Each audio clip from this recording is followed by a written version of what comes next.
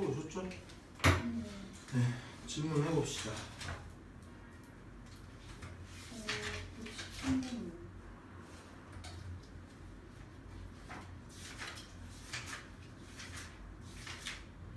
113번?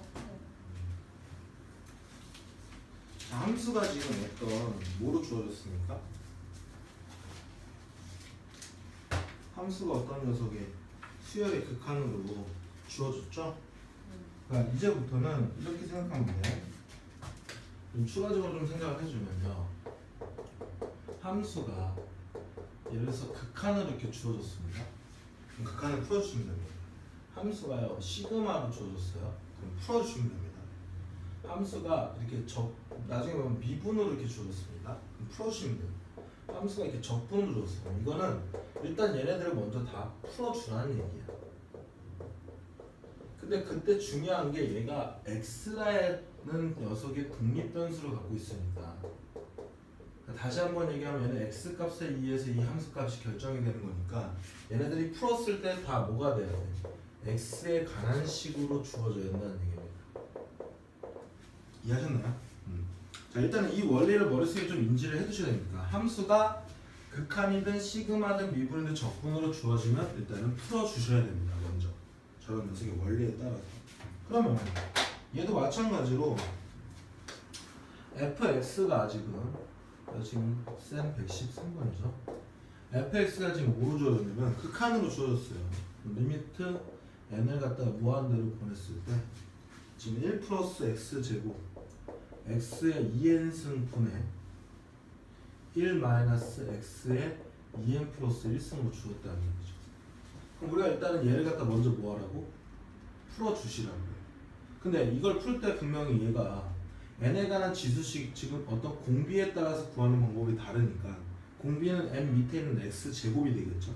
그러니까 x제곱이 분명히 세 가지로 경우를 나눠서 풀어야 했어. 절대값이 5인 경우, 1보다 큰 경우, 이 녀석이 1인 경우, 이 녀석이 5인 경우, 1보다 작은 녀석 나눠서 문제를 풀어달라고 했습니다. 근데 분명히 제곱은 절대값에 의미가 없으니까 그냥 이거를 제껴도 상관이 없다 그랬죠. 이렇게 이해니? 그럼 이제 x가 1보다 크고 x가 마이너스 1보다 작은 범위에서, 맞죠? 얘를 풀어주시면 얘는 분명히 무한대분의 무한대꼴이 될 거니까 얘는 분명히 개수가 얘는 1분의 마이너스 x가 돼서 이것은 마이너스 x가 됐다는 거죠. 오케이? 자, 그 다음에 이번엔 x가 1인 경우가 있을 수 있고 x가 마이너스 1인 경우가 있을 수 있겠죠. x가 1일 때는 얘가 모든 간에 어차피 1로 수렴을 할 거니까 1 플러스 1분의 1 마이너스 돼서 얘는 빵이 되겠죠. 자, x가 1일 때는 빵이 될 거고요. x가 마이너스 1일 때는 짝수일 때는 분명히 뭐로 가? 1로 가니까 2가 될 거고, 얘 마이너스일 때 홀수일 때는 마이너스 1이 가니까 2분의 2가 되겠죠. 이것은 1이 됐다는 거죠. 그리고 이 녀석은 파란색으로 쓸게. 이 값들이니까. 그 다음에 x가 어디서부터? 마이너스 1부터 어디까지? 1 사이에 있을 때는 얘 무한대분 빵으로 가지 얘도 빵으로 가지 않겠습니까? 그래서 이것은 얼마? 1이 되겠다 이렇게 되는 거야. 얘도 1. 그럼 내가 이제 이 녀석을 fx를 풀어줬으니까 범위에 따라서 지금 함수값이 달라진 거지 않겠습니까? 그럼 x가 일단 제일 작은 게 얘잖아. 그쵸? 마이너스 1보다 작을 때의 범위는 이때 함수값이 마이너스 x가 되고요. x가 마이너스 1일 때는 얼마입니까? 1이 됐고요. 그렇죠? x가 마이너스 1과 1 사이에 있을 때는 얼마? 1이 됐죠. 그렇죠? 그 다음에 x가 1보다 클 때, 1일 때는 x가 1일 때는 얼마? 0이 됐었고요. x가 1보다 큰 경우일 때는 뭐라고 쓰는데? 1보다 큰 경우일 때는 마이너스 x가 되겠습니다. 이 그래프를, 이 범위에 따라서 그래프를 그려달라는 얘기예요. 근데 이제 그래프 그리시면 되겠죠. 자, 마이너스 1일 때 마이너스 1일 때 1 집어넣으면 여기가 분명히 이 값이 되겠죠. 1이 값이 되겠죠. 근데 얘는 포함이 안 되니까 분명히 그래프가 이런 식으로 그려질 거야. 그럼 얘처럼 그려져 있지 않는 경우 5번, 4번은 제끼시면 되겠네요. 맞니? 답 3번인데. 네.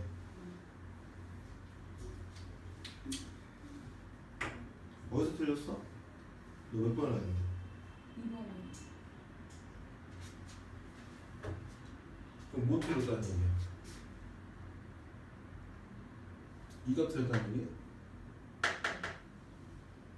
항상 이렇게 나눠줘서 얘 문제 풀어서 정리를 해서 문제 풀어주는 겁니다. 이렇게 했나요? 네. 근데 이제 우리가 원리대로 푸는 건 이건데요. 시험장 가서 풀 때는 이렇게 푸시면 안 되죠. 맞죠? 시험장 갔을 때는 분명히 얘 이렇게 우리가 접근해서 문제를 풀 거야. 그렇죠? 그럼 일단은 마이너스로 작을 때 마이너스 x 1보다 클 때니까 빨리 이렇게 그려주십니다. 맞죠? 그럼 일단 이 모양이 아닌 거 제끼고 4번, 5번 제끼고요. 그럼 이제 1번, 2번, 3번이 똑같으니까 차이점을 보시는 건데 1번과 2번의 차이점 마이너스 1 값이야. 그치? 마이너스 1 값을 보니까 1이잖아. 그럼 여기가 분명히 채워져 있어야 된다는 얘기야. 그러니까 1번은 탈락인 거죠. 그 다음에 2번과 3번의 차이점은 뭡니까? 1일 때의 값이잖아. 얘는 지금 1일 때 얼마나 했어? 빵이라 했으니까 1일 때 얼마나 해야 됩니까? 빵인 녀석에 이렇게 체크가 돼 있어야죠. 그러니까 답은 몇 번? 3번이 되겠더라. 우리가 시험장에 갔을 때는 이렇게 푸는 거야. 다 그리지 않고요. 오케이? 그럴 시간이 부족합니다. 얼마나 그래프를 정밀하게 그리냐 이런 싸움이 아니라고요. 그렇죠? 그다음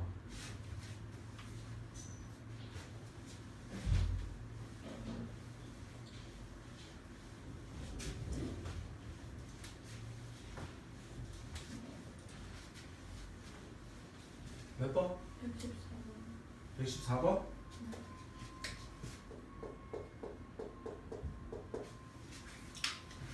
1, 2, 3인가요? 자, 정력이 지금 주어졌대요. 범위가. 자, 이렇게 범위가 주어진 상태에서 함수 y가 마찬가지로 함수가 또 뭐로 주어졌나요? 극한으로 주어졌죠? 뭐 하라는 얘기예요? 얘를? 풀어주시라는 얘기네. 그때 치역을 구하라는 얘기는 결국 얘도 뭐야? 그래프 그리라는 얘기다. 그러니까 정의역과 어떤 치역에 관련된 치역에 대한 범위를 구하라는 이런 문제가 나오면 결국 얘도 정의역과 치역이라는 건 x값의 범위와 y값의 범위잖아요. 그쵸? 그 녀석을 가장 확인하기 쉬운 방법은 결국 그래프를 그리라는 얘기야. 그러니까 결론적으로 우리가 1113번 같은 경우이 중이고 114번이 상인 이유는 뭐냐면 얘는 그래프가 그려져 있는 거고 쟤는 뭐야? 그래프를 우리가 그리라는 얘기가 나온 거야. 이해했니? 자, 그랬을 때 지금 우리가 이 범위에서만 쓰는 거잖아. 근데 지금 범위 얘 분명히 공비에 따라서 얘 구하는 방법이 다르겠어. 지수는 지수의 극한 같은 경우는 그럼 x가 분명히 절대값이 모인 경우 얘도 분명히 세 가지로 나눠서 풀 거잖아. 1보다 큰 경우랑 두 번째 절대값 x가 모인 경우 1인 경우랑 세 번째 뭐라 했습니까? 절대값 x가 1보다 작은 경우죠. 근데 얘가 분명히 2분의 1보다 크고 2보다 작은 녀석의 범위니까 분명히 얘는 x가 1보다 큰 범위에서만 쓰라는 얘기야. 그럼 1보다 클 때는 2보다 작거나 같은 범위 내에서 우리가 만족을 시켜야 되는 거고 x가 분명히 풀마 1인데 얘는 1일 때만 쓰면 되고요. 그렇죠? 얘는 마이너스 1하고 1 사이니까 분명히 요 범위가 되려면 요렇게 되면 되겠네. 그럼 이 세 가지 범위에서 그래프를 그려주고 값을 확인하면 되겠네. 1보다 크고 2보다 작을 때는 분명히 무한대분의 무한대고니까 x분의 1이 남겠죠. 이 녀석 x니까. 그렇죠? 그래서 이 녀석의 그래프를 빨리 그려보겠다. 그렇죠? 1일 때는 1 집어넣으면 결론적으로 1 플러스니까 2분의 1 플러스 2니까 얼마예요? 3이 되나요? 그래서 1일 때는 2분의 3이 되겠죠? 갖다 집어넣게 하면 되잖아요. 이해했니? 그 다음에 2분의 1부터 1까지는 무한대보면 빵빵이니까 2x가 되겠죠. 이해하셨나요? 그럼 분명히 2분의 1부터 1까지 먼저 그리면 되네. 2분의 1 때 점, 여기 2분의 1일게요. 그렇죠? 2분의 1일 때 집어넣으면 얼마 됩니까? 1 되죠? 이거 찍어주셔야 되겠죠? 1일 때는 2가 될 거면 여기까지 안 들어가자는 이렇게 그리면 되겠죠. 맞니? 그 다음에 x가 1일 때 x가 1일 때는 얼마입니까? 2분의 3인 요점이 되겠네요. 그쵸? 그리고 얘가 1일 때는 얼마야? 1이 되겠죠? 그쵸? 맞니? 그리고 2일 때는 얼마입니까? 2분의 1이 되겠죠? 그래프 이런 식으로 그려주겠지. x분의 1 이렇게 그리면 그럼 이제 여기서부터 여기까지 범위를 구하라는 얘기잖아. 그치? y값의 범위는 어디서부터 어디까지 있나요? 여기서부터 여기 사이에 있는 거지. 그쵸? 그러니까 y는 거기 뭐라고 나왔어? y가 y라는 녀석은 2분의 1은 포함이 돼 있죠. 2분의 1보다 크게 나왔고 2는 포함 안 되니까 2보다 작다. 이렇게 쓰셔야 되나요? 네. 그럼 답 몇 번이 되는 거야? 1번이 되겠죠. 결국 그래프 그리라는 얘기입니다. 똑같은 패턴의 문제인 거야, 그렇지? 전혀 다른 게 없습니다, 그렇죠? 우리가 다 이런 녀석 기본 형태의 그래프는 그릴 줄 알고. 그러니까 얘만 풀어내실 줄 알면 된다고. 그럼 그다지 어려운 문제는 아니라는 거야. 오케이? 다음 119번부터 128번 못 풀었어요. 119번부터 128번을 못 풀었다고? Y 못 풀었죠? 몰라서 못 푼 거야? 뭐? 아니. 동생 보고 뼈를 하고 잤는데 진짜 잡아가지고 학원 올 때쯤에 나가서 이거랑 바이블 못 풀었어요. 이거랑 바이블을 못 풀어. 그러면 오늘 수업 나갈게.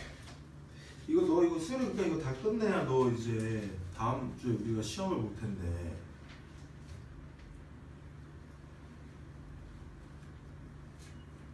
일단 뭐 한 번 더 여유가 있으니까 화요일 날 와서 풀이 받고 화요일까지 풀어 오시면 바이블랑 다 풀이 받고요. 화요일 날 실력 따지기를 풀어야 되겠네. 일단 기본 따지기까지 다 풀어 오셔야 되겠죠, 여기. 일단 숙제를 다 풀어 옵니다, 기본 따지기까지. 그럼 화요일 날 다시 풀이를 할 거야. 근데 자꾸 이렇게 미뤄지면요, 진도를 나갈 수가 없어요. 그러니까 어떤 일이 있던 간에 숙제는 반드시 해주셔야 됩니다. 숙제 양이 절대 그렇게 많지 않은 편이야. 꼭 해주셔야 돼요. 알겠죠? 우리가 뭐 급수를 나가야죠.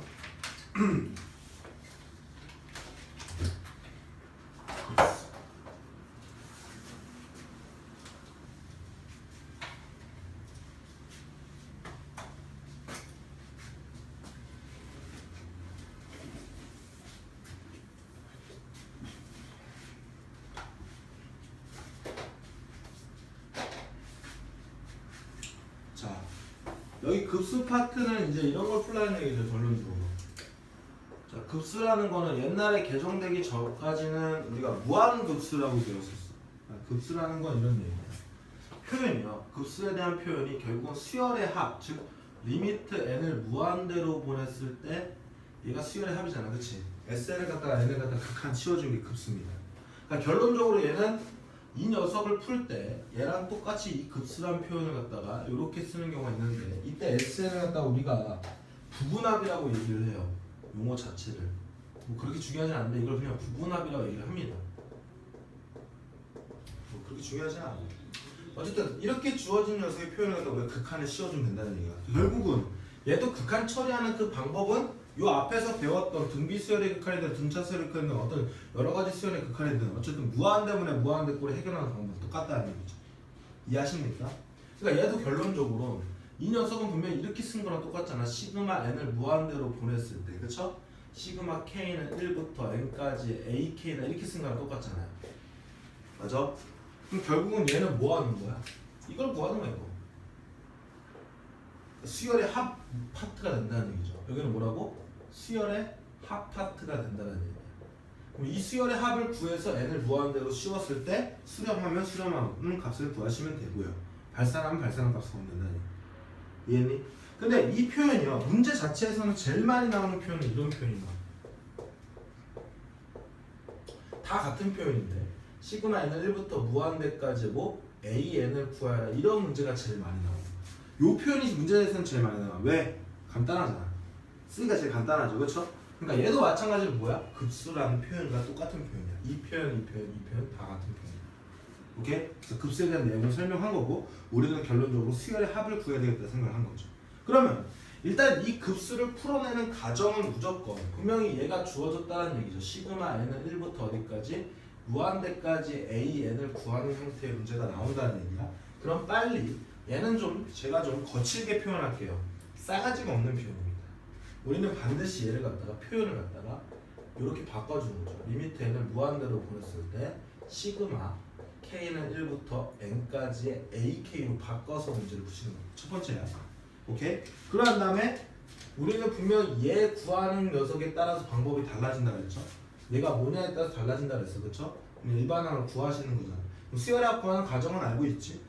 그때 첫 번째는 얘 뭐인 경우? K냐? K 제곱이냐? K 3승이냐를 따져보시는 거고요. 두 번째는 분명히 뭐라 했다고 얘가 등차인지 등비인지를 확인해 주셔야 됩니다. 맞아? 그 다음에 세 번째는요. 우리가 분명히 이항분리꼴에 수열의 합을 구하는 가정을 지금 하고 있는 거예요. 그렇죠? 얘 첫 번째 뭐라고? 부분 분수냐. 두 번째 준이가 모를 수도 있으니까 다 써줘야 돼. 부분 분수냐, 얘가 무리식이냐. 세 번째 뭐라고? 로그식이냐. 이 세 가지고요. 그게 아니면 네 번째는 또 뭐야? 그분이 될 거예요. 그러니까 결론적으로 여기는 이 가정을 하고 난 다음에 마지막으로 뭐 하는 거야? 극한 처리만 해주시면 된다. 이게 일단은 여기 파트의 주된 일단은 구하는 방법이 되겠다는 거예요. 맞아? 그럼 수열의 합을 갖다 구하는 방법이겠죠. 그 다음에 이 표현, 아니 내가 빠놓고 안 하는 게 있네. 얘도요. 이런 표현과 똑같아요.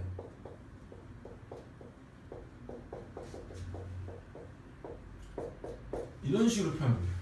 계속 끝까지 더해준다는 표현도 같은 표현입니다. 그렇죠? 그럼 이런 게 주어지면 빨리 뭐 하는 거야? 얘를 갖다가 우리는 얘에 대한 뭐 일반항을 구하시는 거죠. 첫 번째로 일반항을 구해주시고 두 번째는 시그마 항의 개수를 일단은 구해주시는데 그런 거 필요 없습니다. 그냥 바로 시그마 k는 1부터 n까지의 ak의 리미트 n을 무한대로 보내겠다 이렇게 바꿔주시면 됩니다. 그럼 이제 이 과정과 똑같은 과정으로 풀 수 있는 거예요. 오케이? 이게 이제 첫 번째로 무한급 어떤 급수를 갖다 풀어내는 방법이 되겠다.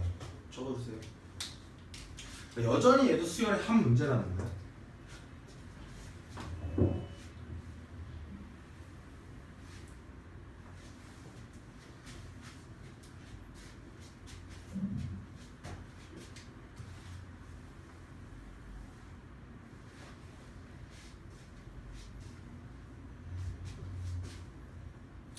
다시 한번 얘기하면 수열 과정을 하고 난 다음에 결국은 최종적으로 리미트 n을 무한대로 보내면 얘를 계산하고 나면 n에 관한 식으로 표현이 됐겠죠? 그리고 극한 처리하시면 되는 겁니다.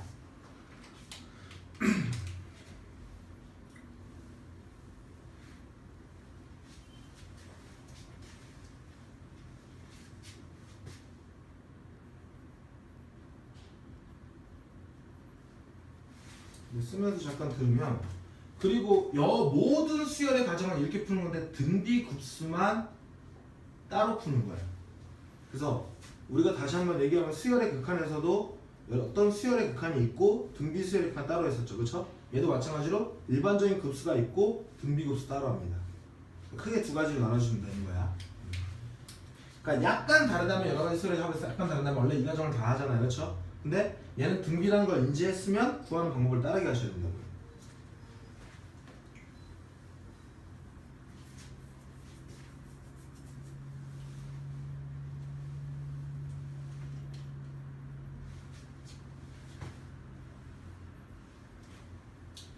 아파트는 거의 수열 문제와 유사하다고 다시 한번 얘기를 한 겁니다. 그렇죠?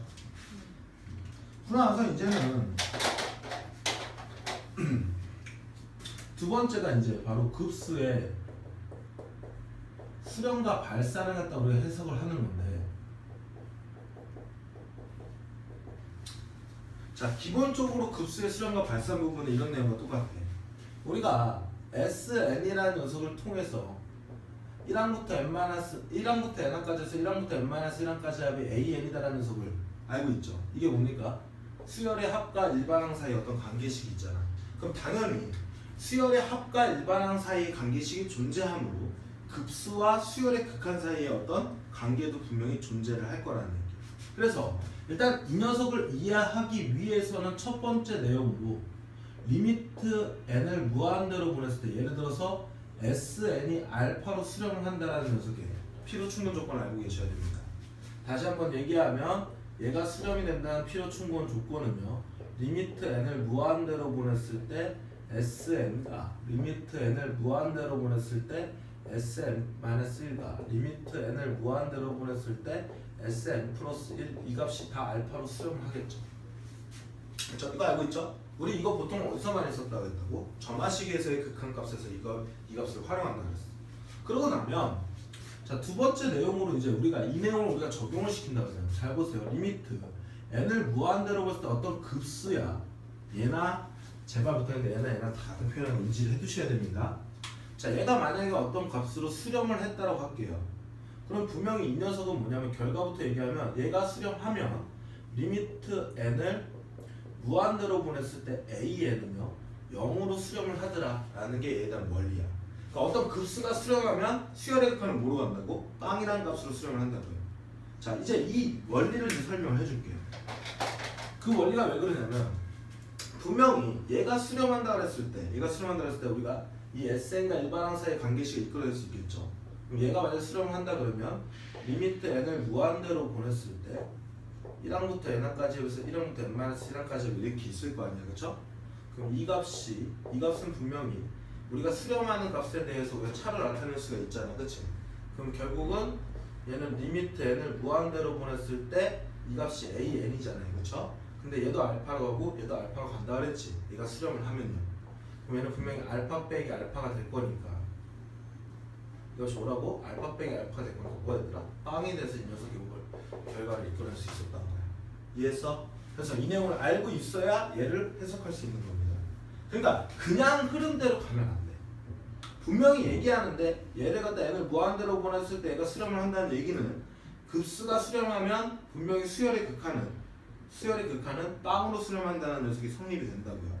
이런 원리에 따라서 이 1번과 같은 원리에 따라서 그거 중요하겠죠. 근데 얘에 대한 일반적인 수열의 극한에서는 이 녀석이 여기 성립이 안 돼. 자, 얘는 성립이 되는데 여긴 성립이 안 된다는 얘기야. 맞아? 그럼 분명히 얘가 되는 경우 중에서 얘가 수렴이 안 되는 경우가 있을 거라는 얘기지. 얘의 범위가 더 크다는 얘기야. 그러니까 이런 식으로 포함관계가 이렇게 됐다는 얘기야. 맞아? 그러니까 얘가 수렴을 하는 경우 중에서 얘는 무조건 빵인데 얘가 빵이라는 녀석의 표현은 얘인 경우도 있고 얘 말고도 발산하는 경우도 분명히 있기 때문에 얘가 역은 성립이 안 되는 거겠죠. 그거에 대한 이 역이 성립이 안 되는 녀석의 예를 한번 들어보면 이런 거예요. AN이 예를 들어서 n분의 1이라고 칠게요. 아니? 그럼 얘를 갖다 리미트 n을 무한대로 보내주시면 맞죠? n분의 1이 될 거니까 이 값이 뭐로 갑니까? 0으로 간다는 얘기야. 자, 그럼 얘가 여기 성립하는 보면 이것이 됐을 때 리미트 n을 무한대로 보냈을 때 시그마 k는 1부터 n까지의 ak인 즉 k분의 1 요 값을 계산을 하고 난 다음에 분명히 무한대로 보내서 빵이 돼야 된다는 얘기죠. 그럼 잘 보면 얘를 갖다 일단은 풀어볼게요. 그러면 1 플러스 2분의 1 플러스 3분의 1 플러스 땡땡땡에서 어디까지? n분의 1까지 더할 건데 그걸 무한대로 친다면 계속 뭔가를 더해준다는 얘기예요. 그럼 만약에 어떤 값이 여기서 딱 잘라서 0으로 가는 값이 돼야 0으로 가는 값이 돼야 분명히 더 이상 더해지지 않는 값들이 생길 거 아니야. 근데 얘는 찔끔씩 무한다고 계속 더해지니까 어떤 값으로 수렴하지 않고 계속 뭐야? 플러스가 되는 거야. 그러니까 이 값은 분명히 뭐야? 수렴이 아니고 발산이 된다는 얘기입니다. 이해됐어? 끝에 계속 뭐 하는 겁니까? 어떤 값들은 계속 조금씩 더해지잖아요. 그쵸? 그러니까 이 녀석은 뭐야? 수렴할 수가 없다라는 얘기야. 이해니? 뭔 말인지 이해하십니까? 오케이? 그래서 얘가 빵이 됐을 때 이 값은 발산이 되므로 이 값은 발산이 되므로 그러므로 얘는 역을 성립할 수가 없는 경우야. 대표적인 예입니다. 오케이? 뭔 말인지 이해하시죠? 여기까지 일단 적어주세요. 이거 적고 가자. 그러면 분명히 얘가 성립한다는 얘기는 이 명제가 이 녀석이 성립하면 대우명제 성립하지. 그쵸? 어떤 명제가 참이면요 대우명제도 참이잖아. 그럼 대우명제라는 거얘 위치 바꿔서 리미트 n을 무한대로 보냈을 때 an이 0이 아니면 0이 아니라는 얘기에 포함에는 무슨 얘기가 있어요? 0이 아닌 값으로 뭐 알파 0이 n 알파 0이 아니야 알파로 수렴하는 경우가 있을 수 있어. 또는 발산하는 경우가 있겠죠. 이 두 가지가 포함된 거야. 그럼 0이 아닌 값을 수렴하는지 발산을 하면 왜냐면 0이 아닌 값으로 예를 들어 수렴하면 여기서 계속 뭔가가 더해지는 거예요. 뭐 3으로 수렴하면 3, 4가 계속 더해질 거 아니야. 그럼 더한 값이 뭐야? 일정한 값은 안 되고 계속 뭔가 플러스가 되니까 커진다고. 발산이 될 거예요. 그러니까 0으로 수렴을 해야 여기서 0으로 딱 끝나야 그 뒤에 뭔가 더해지는 값이 없잖아. 그치? 그러니까 얘가 뭐가 된다고? 수렴이 돼야 된다고. 그래서 이게 0이 아니면 즉 0으로 수렴하지 않으면 그 값은 분명히 두 가지 경우가 있다 그래서 0이 아닌 다른 값을 수렴하는 경우랑 발산하는 경우. 그러면 분명히 얘는 리미트 n을 무한대로 보냈을 때 Sn은 뭐가 되더라? 발산이 되겠다라는 거야. 그래서 우리가 분명히 알 수 있는 게 뭐냐면 수열의 극한에 이 일반항에 대한 어떤 수열의 극한값을 통해서 발산만 조사할 수 있는 거야. 이 녀석이 지금 뭐냐면 얘가 0이라는 걸 통해서 분명히 얘가 수렴한다는 조건이 성립이 안 되잖아요. 이렇게 가면 맞아 아니야. 그러니까 이 경우가 0인다고 해서 얘가 수렴할 수 있다는 보장이 없기 때문에 어떤 급수에 대한 수렴 조사는 할 수가 없어. 하지만 몸으로 할 수 있다고. 발산 조사는 할 수 있다고. 맞아? 그럼 우리가 항상 얘가 수렴하는지 발산하는지 알려면 일단은 얘가 뭐가 되는 거야? 얘가 0인지를 확인해 보는 거야. 0이 아니면 발산이니까 얘 값을 구할 필요도 없는 거야. 수열의 합을 진행할 필요도 없는 거야. 맞아? 0이 아닌 값으로 수렴을 하거나 어떤 발산을 하면 얘는 구할 필요도 없어. 그냥 발산이야. 근데 만약에 0이라고 한다 그러면 수렴할 수도 있으니 그때는 이 진행을 해주셔야 된다는 거죠. 오케이? 그래서 수열의 극한값으로 알 수 있는 정보는 뭐밖에 없다? 급수의 발산 여부만 알 수 있다는 얘기예요. 수렴값은 우리가 실질적으로 무한대고 진행을 하셔서 해보셔야 된다고요. 그러나 얘가 성립하는 경우가 있어. 그때 이 성립하는 경우는요 무조건 뭐냐면 이 수열이 등비 수열일 때만 가능합니다. 그래서 분명히 이 등비 수열도 지금 경우가 다르잖아요, 그렇죠? 그래서 등비급수를 따로 배우는 거야. 얘는 지금 성립이 안 되잖아, 그렇지? 근데 등비급수는 가능하다고. 이것도 반드시 적어줍니다. 등비 수열일 때는 얘가 뭐 한다고? 여기 성립한다고. 왔다 갔다 필요 충분히 된다고요. 꼭 체크해 주세요.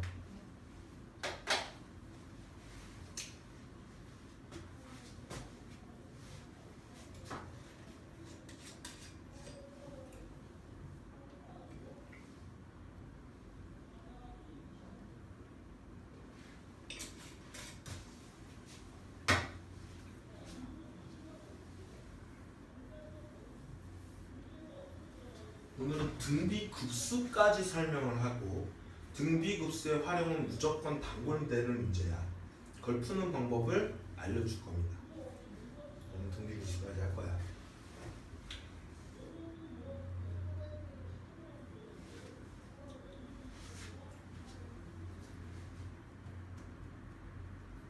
지금 이해하고 있나요? 네. 지금 여기 보면 한글보다 지금 문자가 더 많아. 그러니까 혼자 공부할 때 선생님이 말한 부분들에 대한 내용들을 좀 간략하게 설명해서 안 써놓으면 혼자 공부할 때 잘 모릅니다.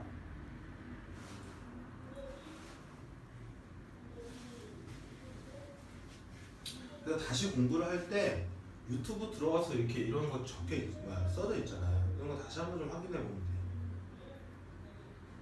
그래서 거기다 이렇게 노트 적을 때요 날짜를 좀 적어주시면 그 날짜와 우리 선생님이 여기다 올릴 때 날짜로 적잖아. 왜냐면 다른 애들 못 보게 하려고 그러는 거야.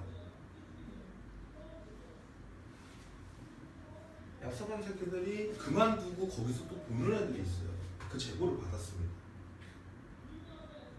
그래서 일부러 뭐 내가 어디 파트에 뭐다 이렇게 설명을 안 하고 안 올리는 이유가 우리 애들만 보게 하려고 하는 거야. 손해보잖아요.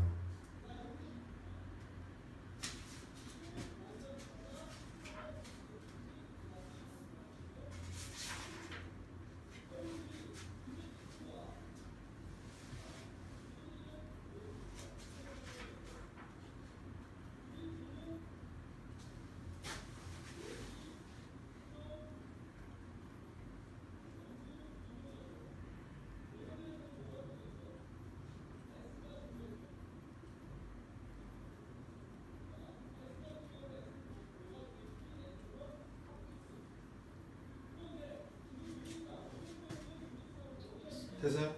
자, 그럼 이제 등비급수를 볼 거야. 등비급수를 볼 건데 등비급수가 이게 왜 되는지까지 여기 되는 것까지 설명까지 가고 같이 갈 거예요. 거기까지 한 프레임이야. 그리고 등비급수의 활용은 따로 공부하셔야 됩니다. 알겠죠? 그럼 보자고. 결론적으로 우리는 등비수열의 극한과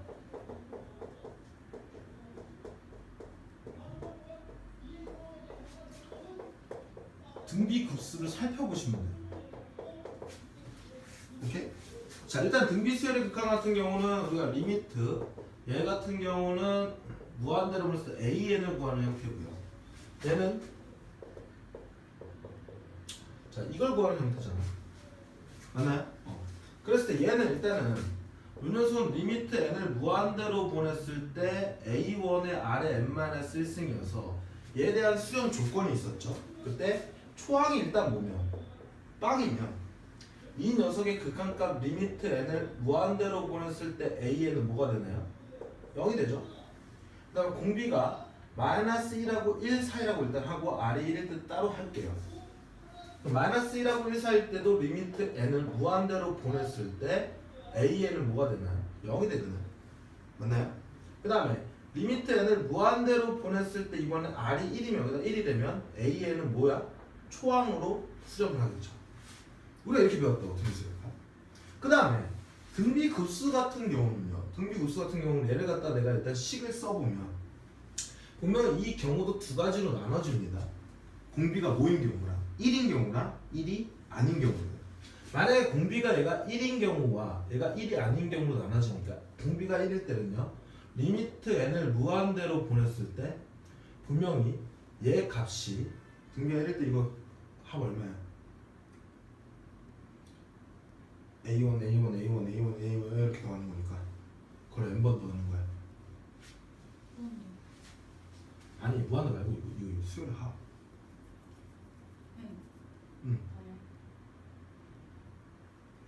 여기다 1 집어넣으면 그걸 k는 1부터 n까지 더해주면 a1을 몇 번 더한다고? n번 더하잖아. 그럼 뭐라고 쓰면?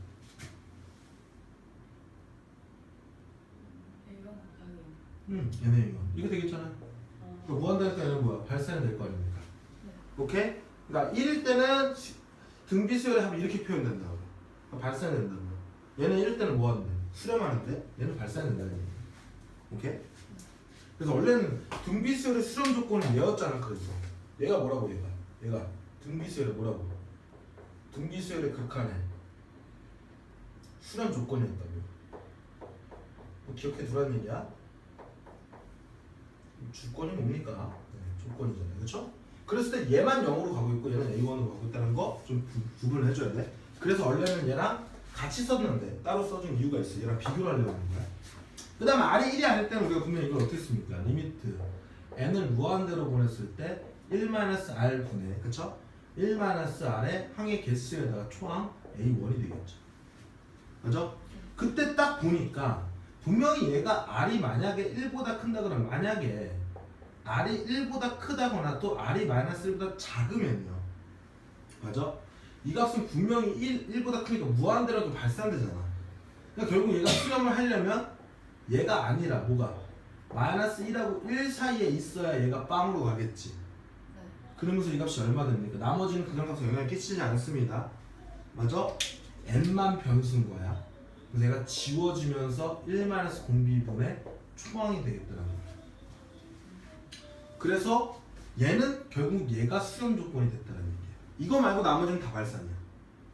이해했어? 뭔 말인지 이해하십니까? 그래서 등비급수가 수렴할 조건은 얘가 요렇게 해서 이렇게 되든지 아니면 또 다른 녀석은요 A1이 뭐인 경우? 빵인 경우. 그럼 A1이 빵이니까 얘를 곱하면 뭐가 됩니까?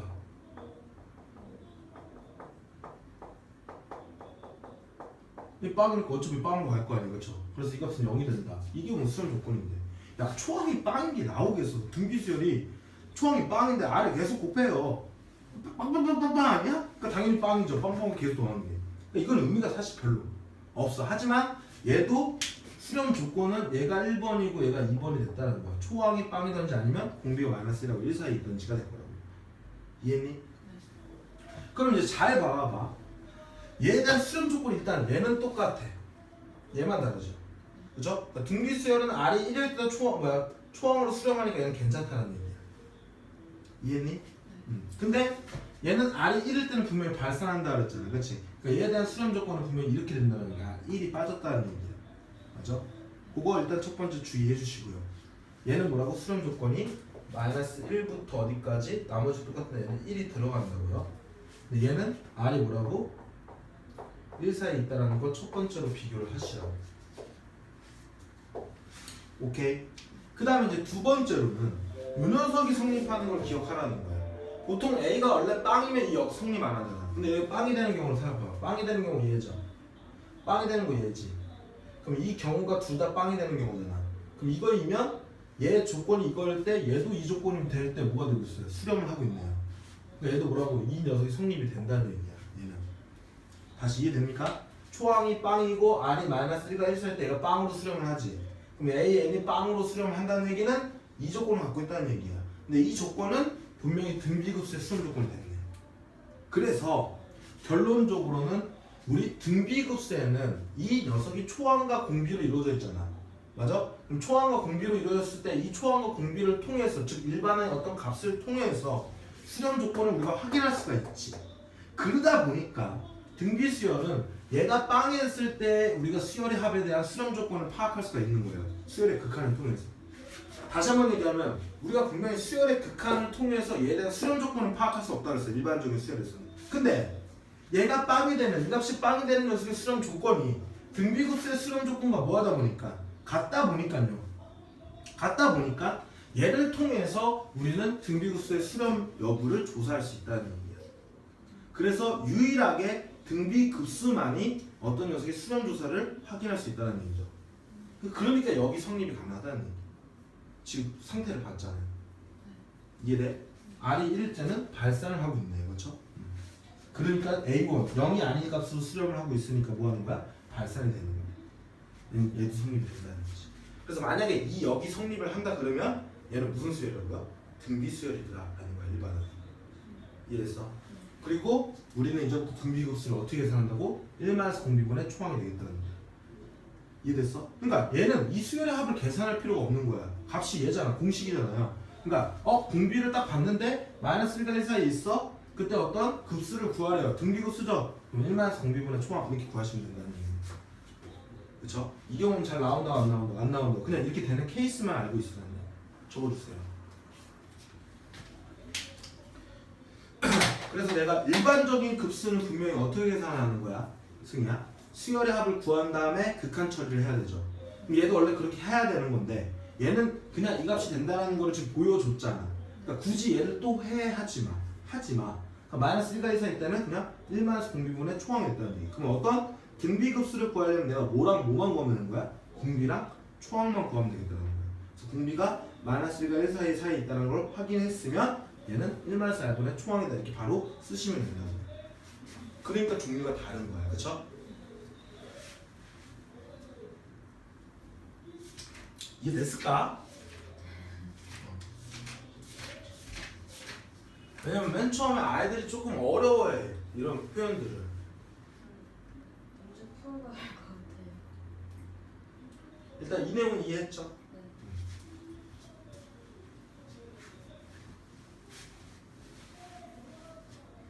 여기까지 이제 개념인 거야. 이제 문제풀이를 진행하도록 하겠습니다. 잠깐 쉬었다가 알겠죠?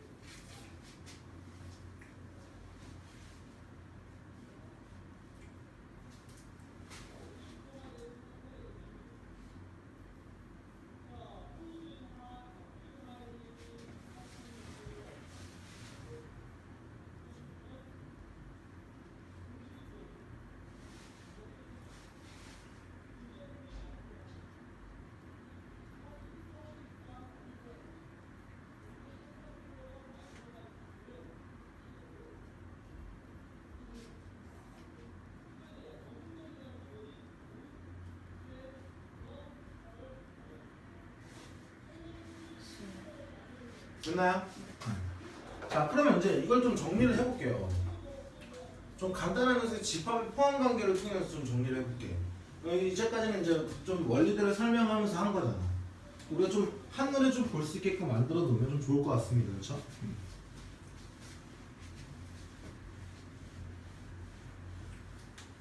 그러니까 일반적인 수열에 대한 어떤 수렴과 발산에 대한 조사를 갖다가 분명히 아까 전에 얘기한 것처럼 리미트 n을 무한대로 보냈을 때 어떤 급수가 수렴을 하면 그때 리미트 얘는 일반적인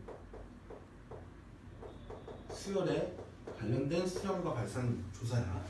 그때는 분명히 뭐라 했습니까? AN이 빵이 되고 역은 분명히 뭐 한다 그랬어?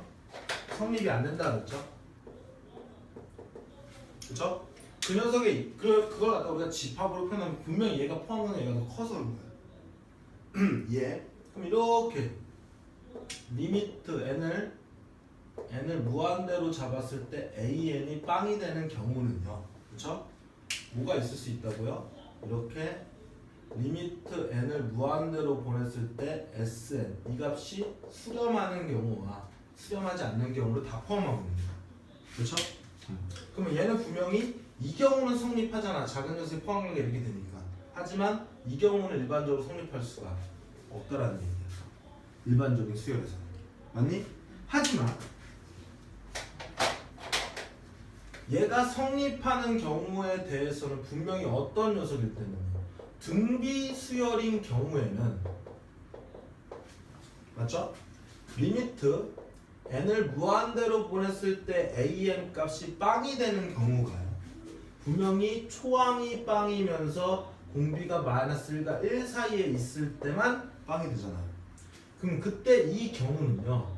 리미트 n을 무한대로 보냈을 때 SN이라는 녀석이 분명히 수렴을 하는데 맞아? 어떤 등비급수가 수렴하는 조건도 초항이 빵이면서 공비가 마이너스 1과 1 사이가 됐을 거라는 얘기야.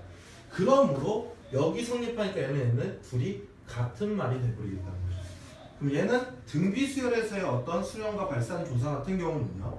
결국은 무슨 얘기야? 리미트 n을 무한대로 보냈을 때 AN이 빵인 녀석과 오케이? 그 녀석이 리미트 n을 무한대로 보냈을 때 SN이 수렴한다는 내용은 서로 같은 말이 되더라는 거죠. 그래서 이렇게 집합으로 표현하면 아 조금 더 해석하기 쉬울 것 같습니다. 오케이? 이걸 한눈에 볼 수 있는 거예요. 이해됐니? 그 다음에 당연히 이제는 급수 분명히 급수도 우리가 리미트로 씌워진 녀석일 거니까 급수에 대한 우리가 분명히 유한학점치의 성질이 있을 겁니다. 분명히 뭐에서도 급수에서도 분명히 유한학점치의 성질이 있을 거예요. 급수의 유한학점치의 성질. 근데 얘는 조금 달라요. 조금 다른 게 뭐냐면 자 예를 들어서 시그마 n은 1부터 무한대까지 an 이 값이 알파로 수렴을 하고요. 자 시그마 n은 1부터 무한대 이거 급수 표현이죠. 얘는 베타가 됐을 때 그때 여기다 상수배를 한 거는 상관이 없어. 첫 번째 시그마 n은 1부터 무한대까지의 an에다 이렇게 상수배를 한 거는 끄집어내셔서 시그마 n은 1부터 무한대까지 an이기 때문에 C알파 이렇게 실수배를 해도 상관이 없다는 얘기예요. 급수에다가. 근데 두 번째도 마찬가지로 이번에도 시그마 n은 1부터 무한대까지의 an에다가 플러스 마이너스 bn을 한 이 녀석으로 찢을 수가 있죠. 시그마도 분명히 더하기 빼기는 뭐 할 수 있는 거야? 찢을 수가 있는 거야. 그래서 이 녀석 좀 다시 표현하면 이렇게 쓸 수 있다는 얘기야.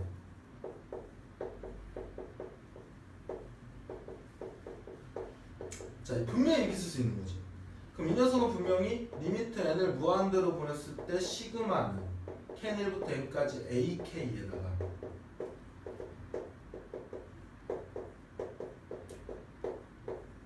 이렇게 쓸 수가 있는 거고 얘가 알파로 얘가 베타니까 알파에 쓸 수 있다는 원리가 되겠죠.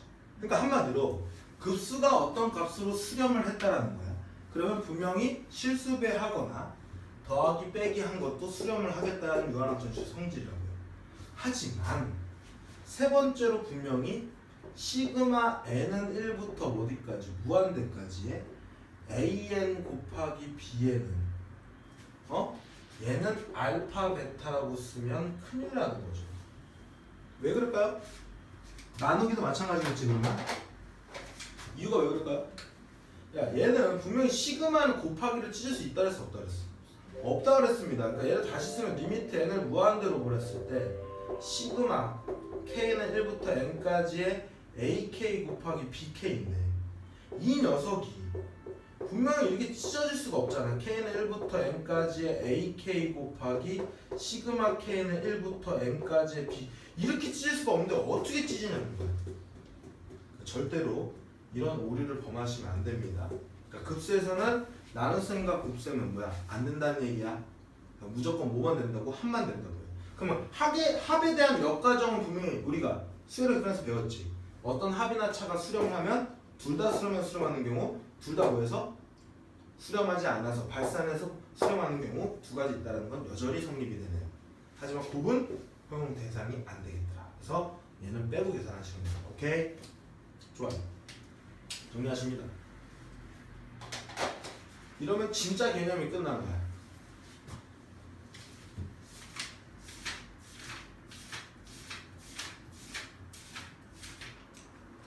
저는 잠깐 쉬었다 가도록 할게요.